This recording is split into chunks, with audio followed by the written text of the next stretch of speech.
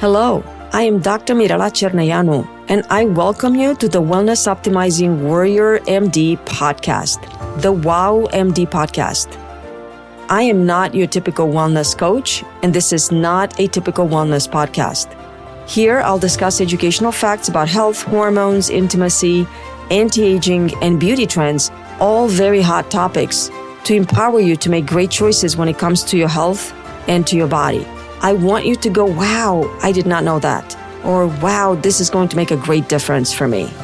Our healthcare system is broken and it needs a revolution. You and I can start one today.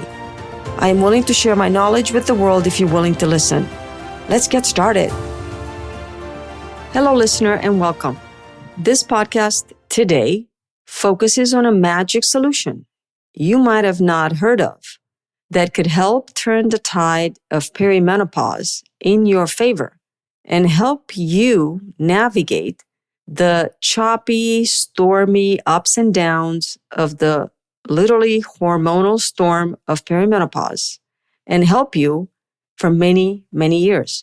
So first, let's start by talking a little bit about what do women feel during perimenopause? Well, most women feel like they lost their mojo. They feel blah. They're tired, depressed, anxious, gaining weight, and they lose interest in sex. So let's talk about these symptoms one by one.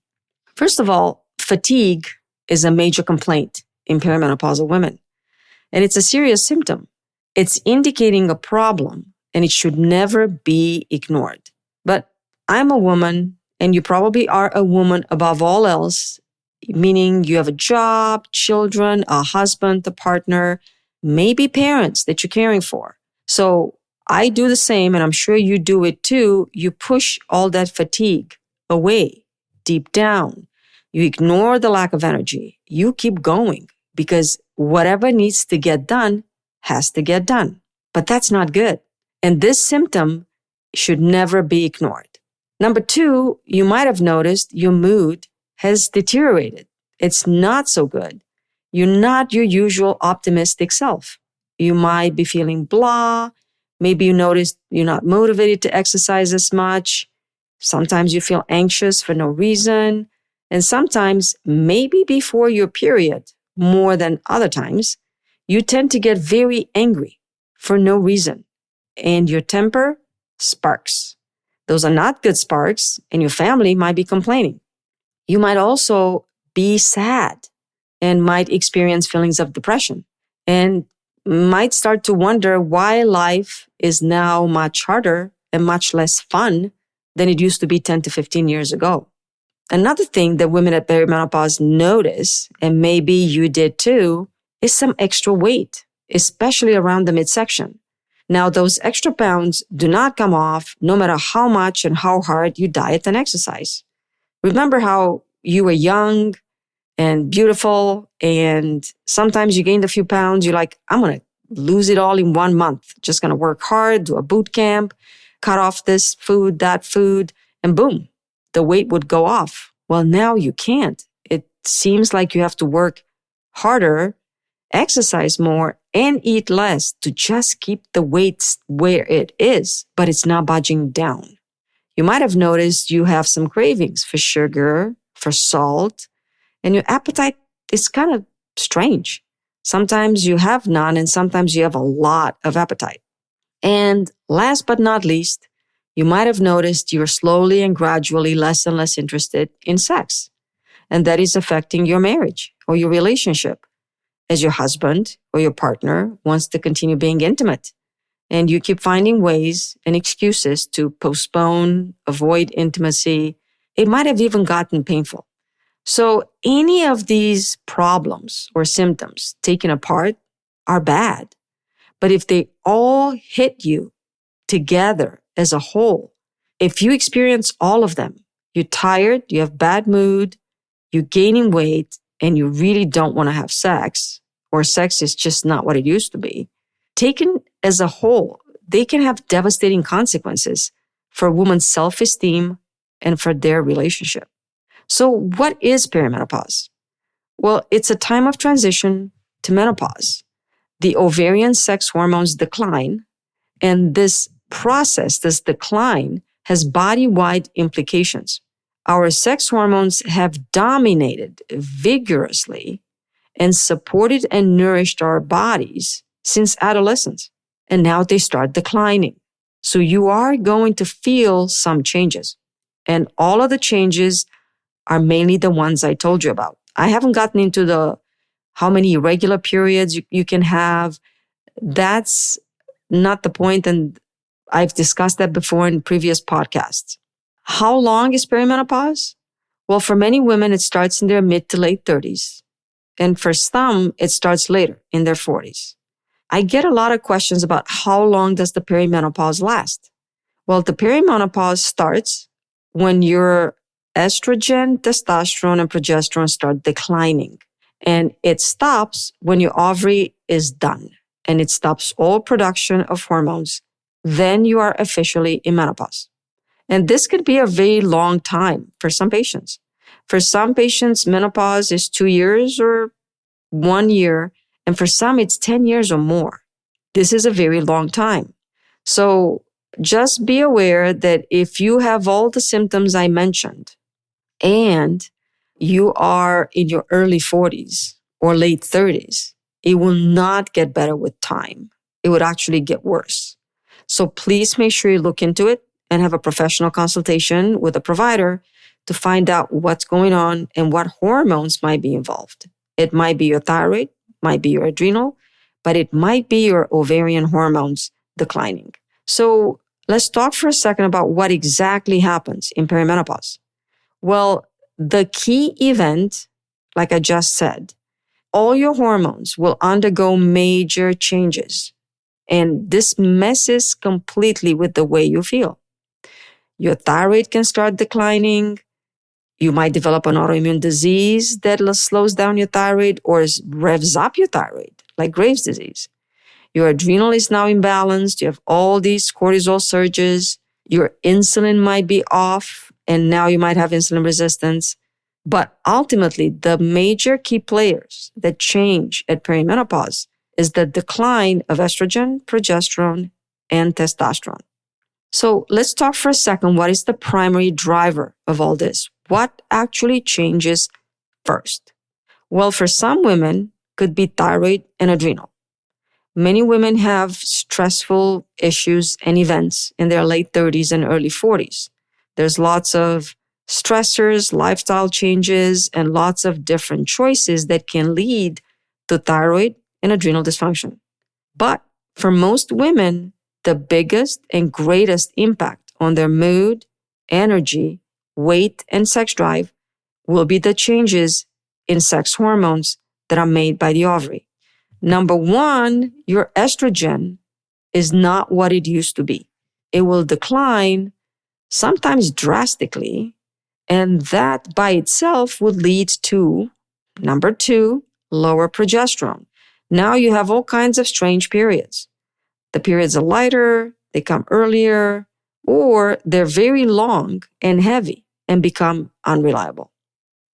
And number three, your testosterone declines drastically. Now, I talked a lot about testosterone levels and how to interpret them in the last podcast. So I'm not going to revisit that. Please listen to the previous podcast for details. But let's talk a little bit about these hormones.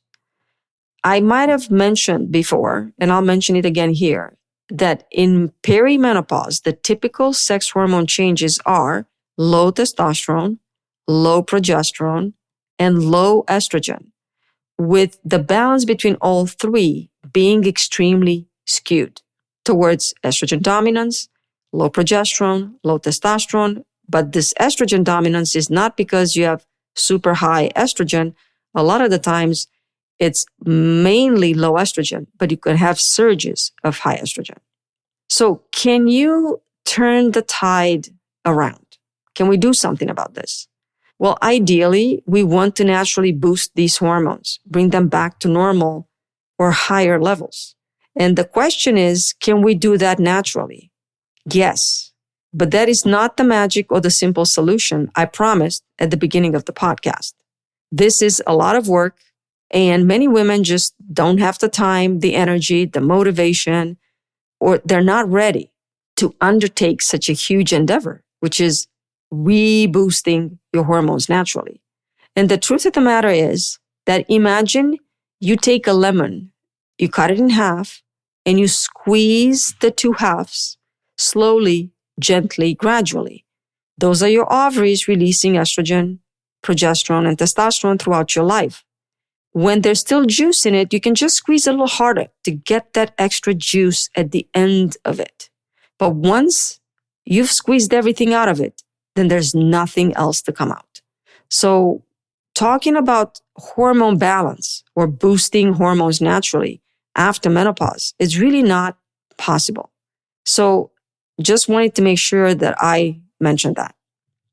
Now, on the other hand, if you're looking for a fast and easy and this magic bullet solution that I have promised you're going to find out in this episode, then let's keep talking. But if on the other hand, you're interested in just keep squeezing the lemon and just get that juice right out at the end with a lot of extra stuff, please come back next week.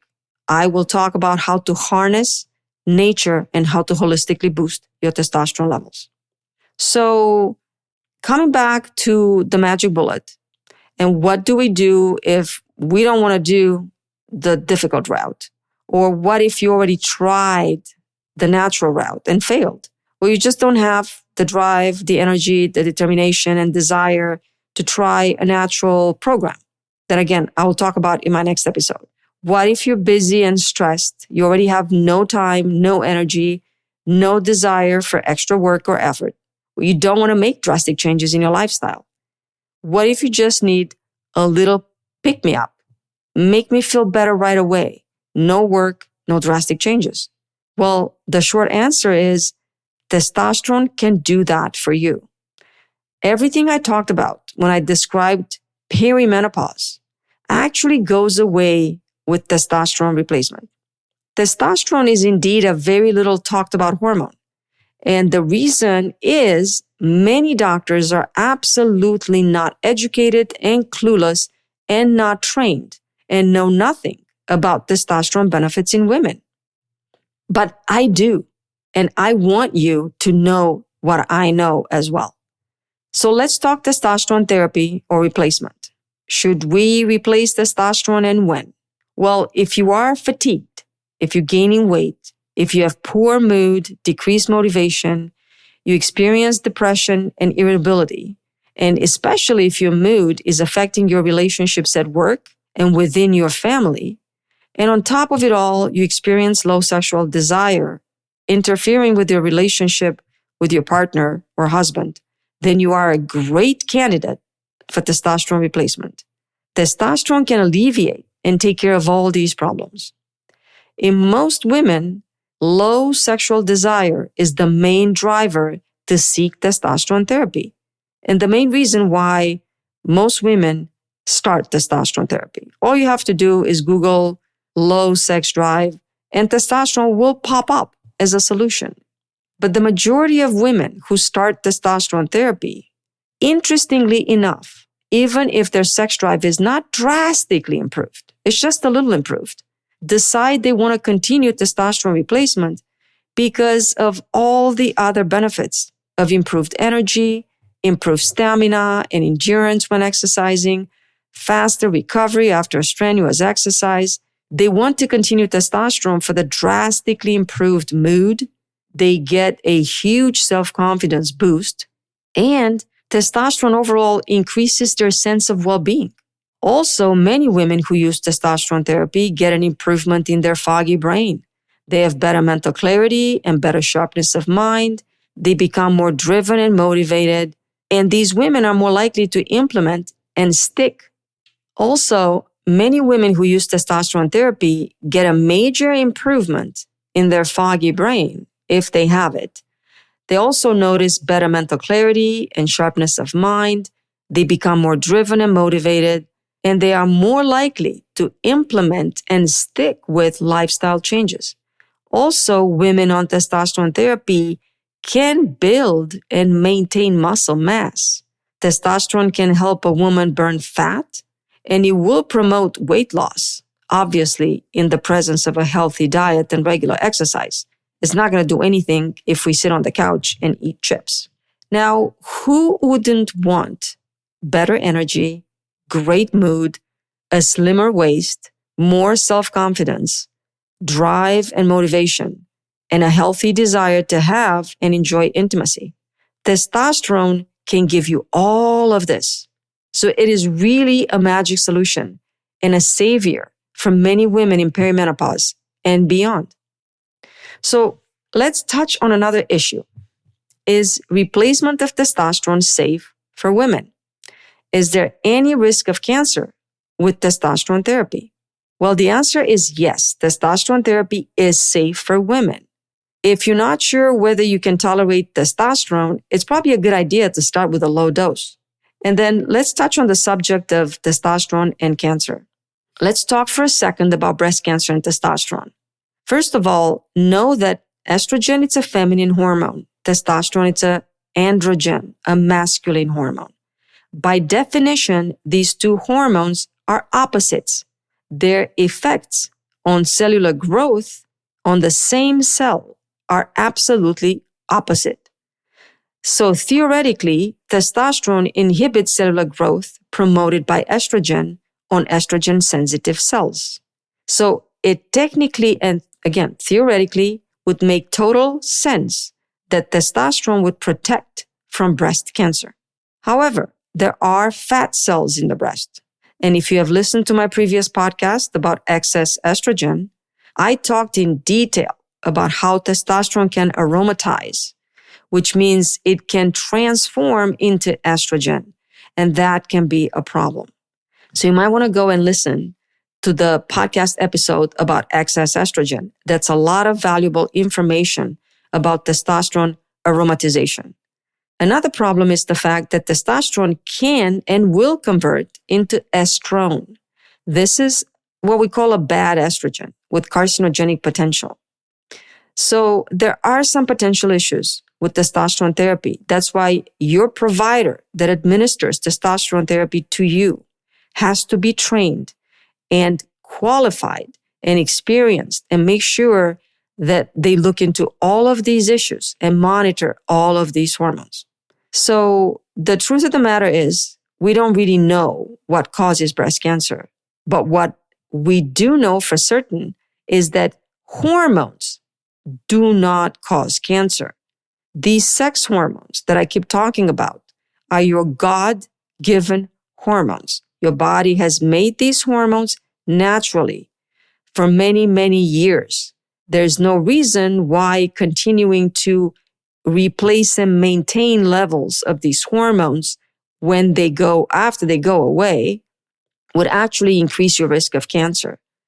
Our bodies are really designed perfectly, and our hormones are not designed to give us cancer. They're actually designed to protect us from cancer. Anyway, there's a lot to say about, for example, the chemicals we surround ourselves with and the risk of cancer caused by these chemicals and some of the technologies that we use daily, like electromagnetic frequency or 5G phones. Again, this could be the topic of an entire podcast. I'm not going to dwell on it here, but remember, this is true. Testosterone does not cause cancer. So last but not least, how long can testosterone replacement be used? I get this question a lot. And you know when I get it? I usually get it when a woman comes back after her first few months of testosterone therapy, telling me she feels great. She's so much better. And the immediate question that I get is, how long can I do it?